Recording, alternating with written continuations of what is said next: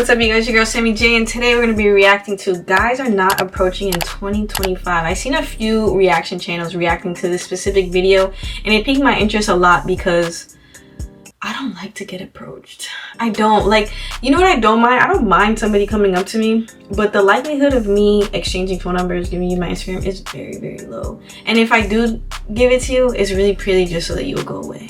I have never had a relationship with somebody and I just met them out in the wild.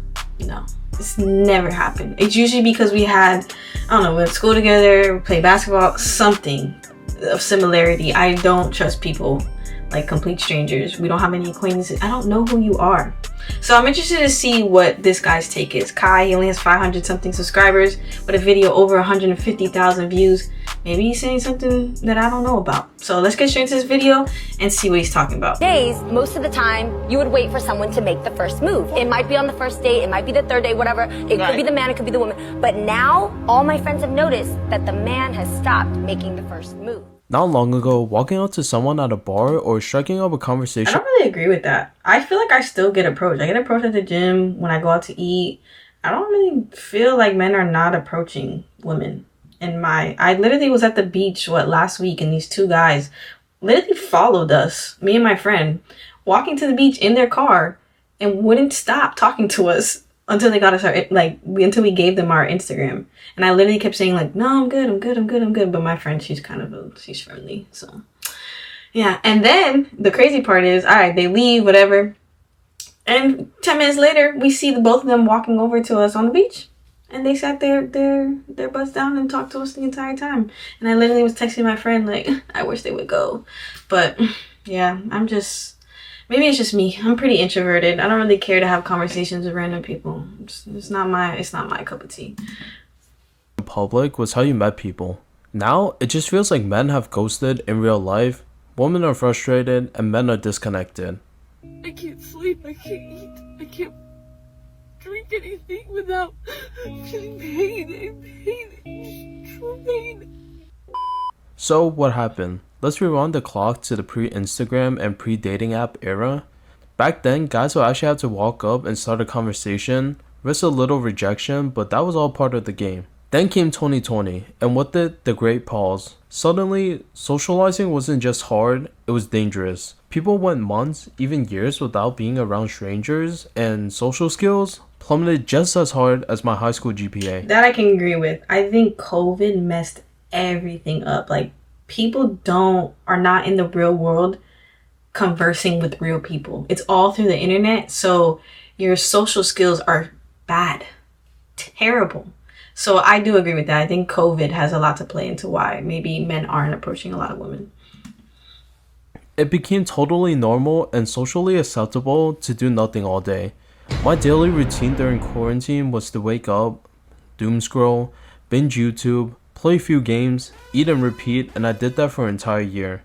So when things did open up, a lot of guys didn't bounce back because some guys realized that they can chill, eat, and avoid drama. And there's a lot of it with us living in the quote-unquote girl boss era. And look, no one's saying that a woman shouldn't chase her dreams or be independent, but when women are chanting phrases like I don't need a man, most of them are acknowledging that and going to do their own thing. Don't agree. Definitely don't agree with that. I think men need women, women need man. It's just about finding the right person to do life with. That's what it comes down to. Because a lot of people don't have the right intentions for you. So that is something you just have to be mindful of and vet the person out before, you keep mingling with them. But yeah, I don't advocate for that. I think men need women, women need men. But I do advocate for women having their own shit.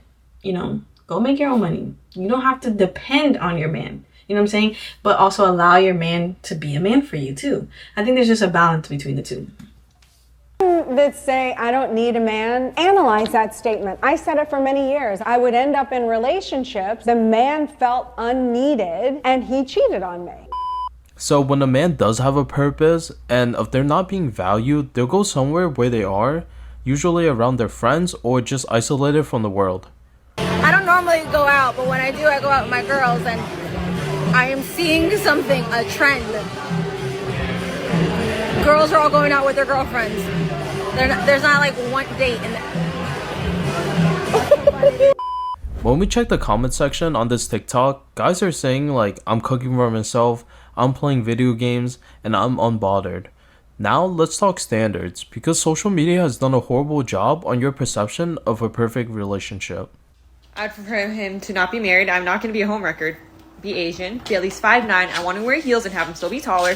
Do not be obese. I would like a fit man. And please make at least $150K a year. I think this is to show like how high our standards are, and we probably will never ever find our ideal person. And they said my delusion score is a 5 out of 5. I do not belong on this planet. But let's be real to all the girls so one thing I will say is, because I used to have some, like, one of my non-negotiables used to be like, I didn't want to be with somebody with the kids. As of getting older,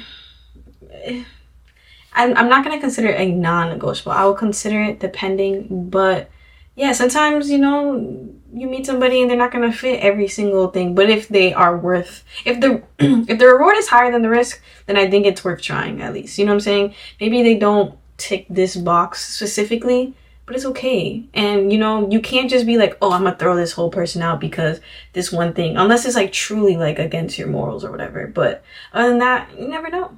I mean, I used to say it like, yeah, you have a kid? No, not happen. Now I'm kind of opening up maybe to the idea. Not saying I would, but it doesn't sound as scary to me. Most people are average and there's nothing wrong with it. But what is wrong is expecting a high value partner without being one. And the guys that do meet the standard aren't interested in your quote unquote average person. How are you? Awesome.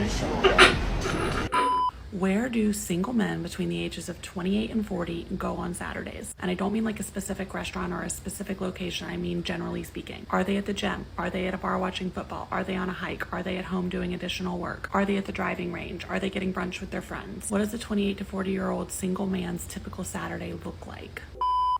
Well, as a Gen Z male in his early 20s, let me break it down for you. They're just out with friends, working on themselves, sleeping, gaming, living without drama, and lifting at the gym. But now lifting has been just as dangerous because of the gym creep label. If you look in the general direction of someone in the gym, you could get blasted online. You're one clip away from being the next viral supervillain. And let me tell you, most of the time, guys in the gym won't even notice that they're looking at someone, because when I finish a heavy set, I see stars and things in my eyes while I zone on absolutely nothing. Yeah, I don't really care if you approach me at the gym, honestly. Like, as long as I'm not, like, mid-set, like, I don't care. You can come up to me. I don't make it a problem. I don't even think it's that big of a deal. I don't even understand why people make it a big deal. It's like, if you want to approach me, you want to talk to me, it's fine. You know, be courteous, be mindful, and we keep it pushing. Most likely not going to give you my Instagram or my number, but you're not hurting me by doing it. So. This was the saddest thing that I've seen all week. So how much money is in your guys' bank account? I got like 1,500 right now. I got like 90K. 90K? 90K.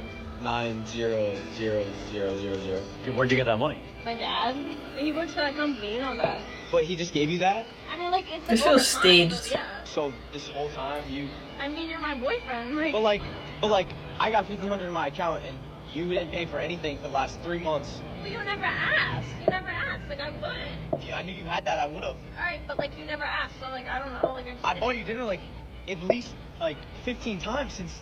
I don't know why you're mad. What is wrong with you? You never asked me. Like, you know my dad has money.